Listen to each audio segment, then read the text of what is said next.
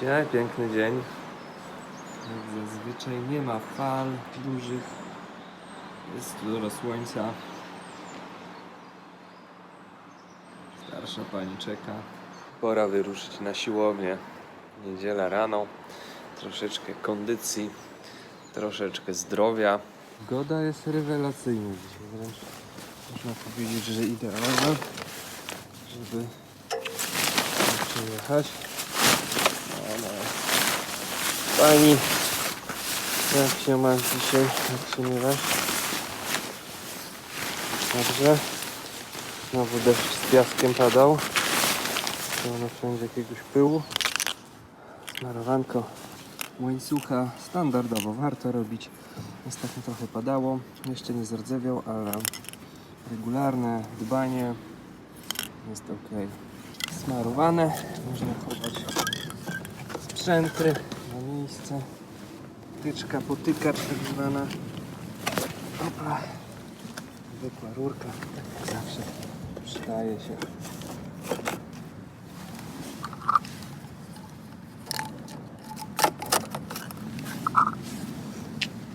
Wieczna motyla noga.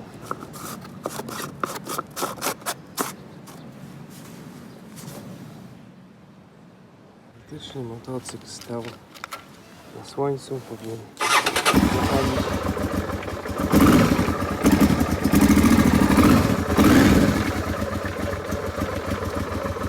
Ogólnie nic takiego ciekawego się bardzo nie dzieje w tej chwili.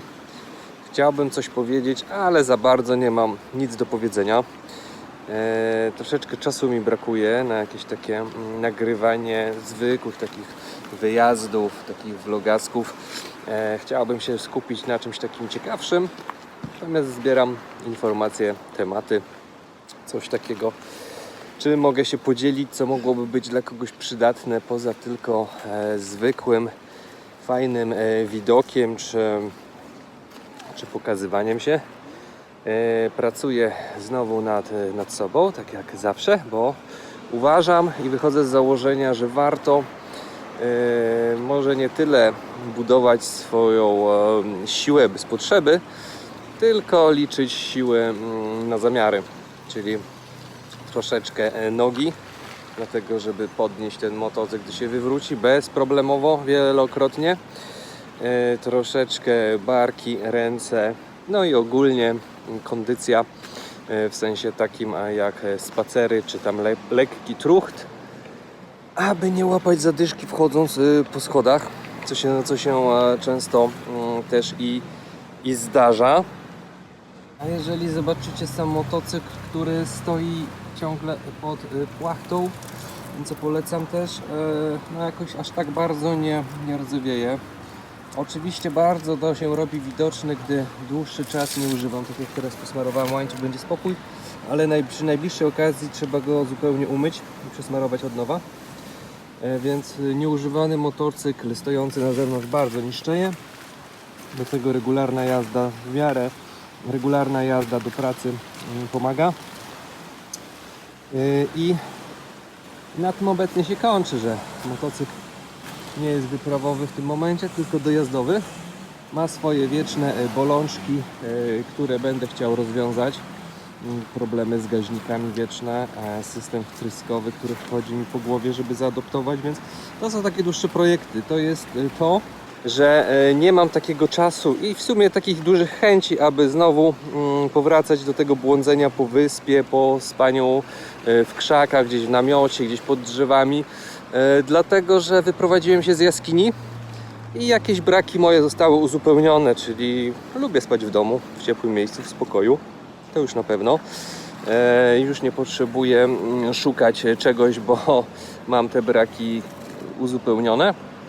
Natomiast to nie zmienia faktu, że lubię te widoki jak palma za mną, jazdę samą w sobie motocyklem spokojną. Bardziej mnie teraz kręci, tak jak i wcześniej, nie jakieś dzikowanie tak zwane, bo od tego są zawsze jakieś kłopoty, problemy, motocykl się obdziera, kolana się obijają, inne takie rzeczy.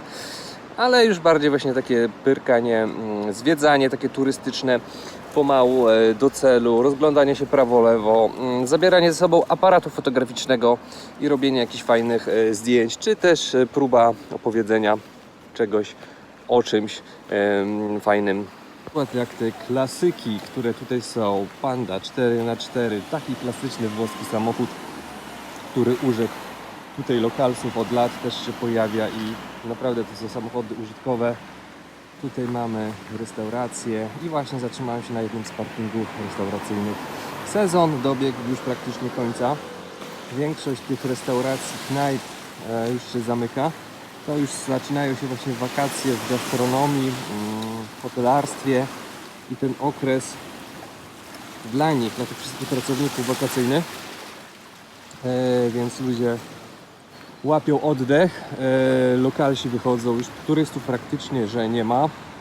Chodzą właśnie lokalsi, niedziela, spacerują, korzystają tak jak ja. Pogoda dopisuje, teoretycznie surferzy surfują jeszcze w morzu. W tygodniu była burza, były fale. Można, tak jak jest teraz słońce, jeszcze zażyć kąpieli spokojnie, nawet 5 listopada. Ja sobie pogadałem, poopowiadałem, jadę poćwiczyć, posprzątać mieszkanie, coś poczytać, coś pooglądać ciekawego, poszukać trochę inspiracji, trochę wiedzy technicznej i myślę, że widzimy się niebawem. Dajcie pytania, może jakieś Q&A, może jakieś pytanie, bo też różne myśli po tych ponad już 6 latach tutaj wchodzą mi po głowie. Regularnie wszystko się zmienia. Zmiana jest naturalna i oczekiwana, więc też moje przemyślenia też się ewoluowały, zmieniły do tego czasu. Powstają z dłuższej perspektywy trochę inne przemyślenia na temat życia na obczyźnie, życia na przykład na takiej wyspie. Inne refleksje przychodzą na temat, co jest upierdliwe, co jest uciążliwe. Te wieczne takie zagubienie, że mieszkając na obczyźnie to się nie mieszka ani w kraju, a się śledzi trochę, chcąc czy nie chcąc, tych informacji, co się tam dzieje i człowiek chwyta się za głowę, bo nie może się pogodzić w sumie, co tu się na miejscu dzieje, bo nie jest w stanie do końca wszystkiego ogarnąć tu, nie jest w stanie ogarnąć tych zmian od momentu, kiedy opuścił kraj i to wiecznie wszystko się tłamsi, kotłuje i tak naprawdę lepiej o tym nie myśleć, ale czasem jakieś refleksje przychodzą do głowy. To trzymajcie się gorąco i polecam. Taka mała siłownia z rana, wieczorem, jakkolwiek, nie za dużo, ale tak 2-3 razy w tygodniu na spokojnie. Naprawdę, to działa.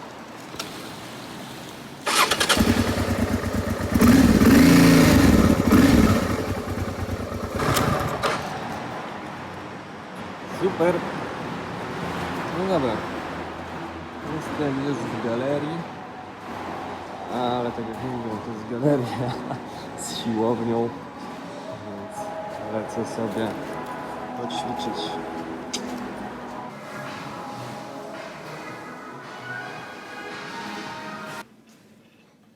No chodź, tutaj do mnie chodź, dobra.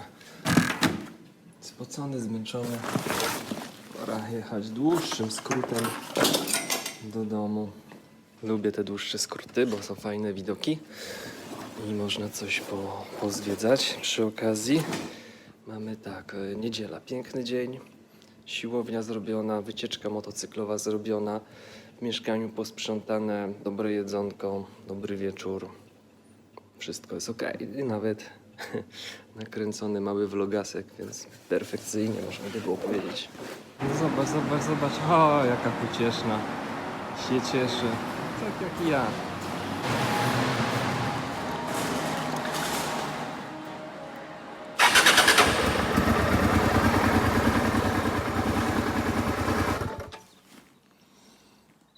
Tu się chyba nic nie zmieni pod tym względem. Wieczna klasyka, czyli podpalane samochody. A ja zabrnąłem całkiem niezłym skrótem.